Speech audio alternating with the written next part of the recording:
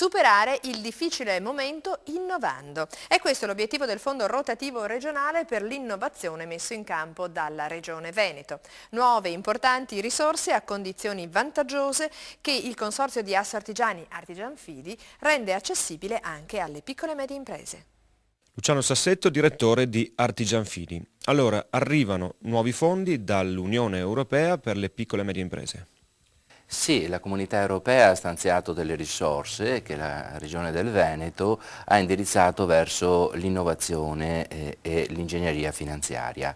Sono risorse del programma comunitario del piano operativo regionale POR 2007-2013. Con questa iniziativa la Regione del Veneto ha inteso sostenere le imprese nel momento importante di congiuntura economica per far sì che le imprese in termini di capitale e patrimonio sociale, ma in termini anche di investimenti sull'innovazione, possa superare questo momento di difficoltà e cogliere le opportunità della ripresa. Ecco, in cosa consiste questo fondo e chi può averne accesso? Il fondo consiste in un finanziamento di tipo rotativo, sostanzialmente interviene la Veneto Sviluppo, la quale stanzia dei fondi della Regione Veneto, appunto i fondi del piano operativo, i quali partecipano al 50% del finanziamento.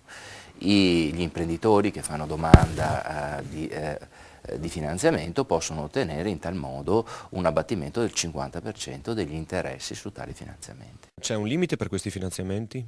Sì, ci sono dei limiti dati dal programma che sono di un minimo di 100.000 euro e un massimo di 2 milioni di euro per investimenti, prevalentemente sul processo più che sul prodotto, quindi si vuole favorire con questo il cambiamento dell'assetto industriale dell'impresa sostanzialmente, quindi favorire sostanzialmente l'innovazione non solo di prodotto ma anche di processo. Chi volesse avere informazioni?